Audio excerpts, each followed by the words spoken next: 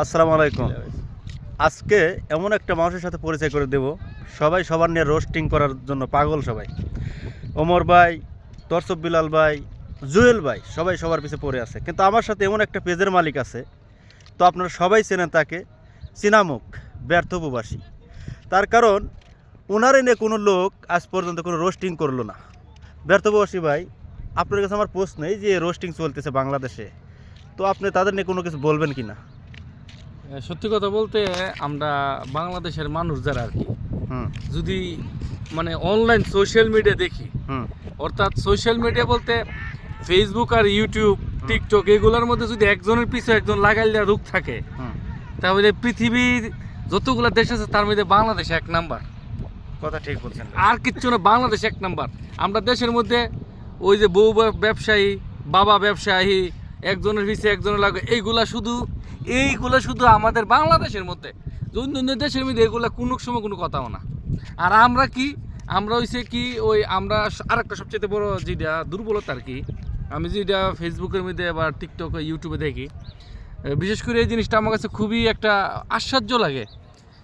Video যারা মানে viral page, যেমন থটস অফ বিল্লাল, জুয়েল, তারপরে উমর, এই তিনজনই কিন্তু ভাইরাল, বড় ভাইরাল, তিনজনই ভাইরাল।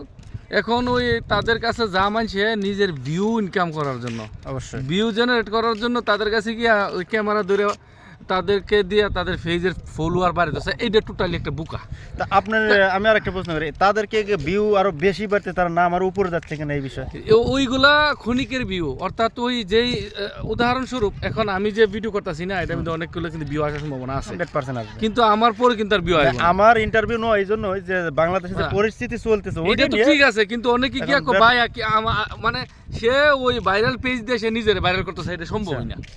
ওই দুই একটা ভিডিওতে বেশি ভিউ বের করে আর পাবলিকে দেখবো না। আপনি কি বলতে চান যে নিজের প্রতিবাদী সবচেয়ে নিজের প্রতিভা, নিজের মেধা খাটিয়ে নিজের কন্টেন্টগুলোর উপর ধ্যান রাখলে এমনি।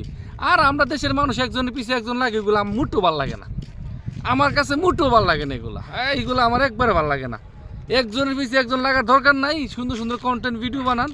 এই বেড়া একটা বই 10,000 টাকা, এখন ওই থটস অফ বিল্লাল একটা বই 10,000 টাকা বিক্রি করতেছে। প্রবাসীদের নিয়ে একটা বই বানাবো, এটা 30,000 টাকা। কদিন পর আর একটা 50,000 টাকা। হ্যাঁ, বই 50 লাখ টাকা বিক্রি করুক ভাই, তোমরা এই বইয়ের কিনো না, মনে চাইলে কিনো। যে ভাইরাল হইতে মনে চাইকে বই কিনে।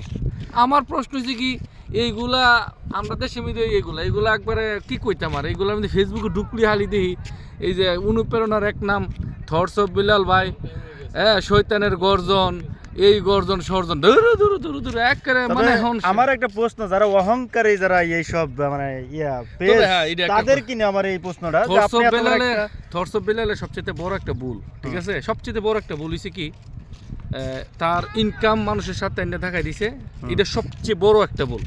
আর দ্বিতীয় ভুল হইছে সে নিজের অনেক বড় মনে করে, এটা কখনো দরকার নাই। এত বড় মনে করে দরকার আছে রে ভাই, যে নিজের একেবারে ওই মেসি, ওই যে রোনাল্ডো, এরার সাথে নিয়ে তো কম্পেয়ার করে, এইটা তার সবচেয়ে বড় বোকামি। এই জন্য ট্রলি শিখে দিতেছে, এমন এক সময় পাবলিক তারা চুরিয়ে ফেলে দিব, গ্যারান্টি। যাই হোক, ব্যর্থ প্রবাসীর ইন্টারভিউ আজকে ভালো লাগলো, কিছুর জন্য নিলাম।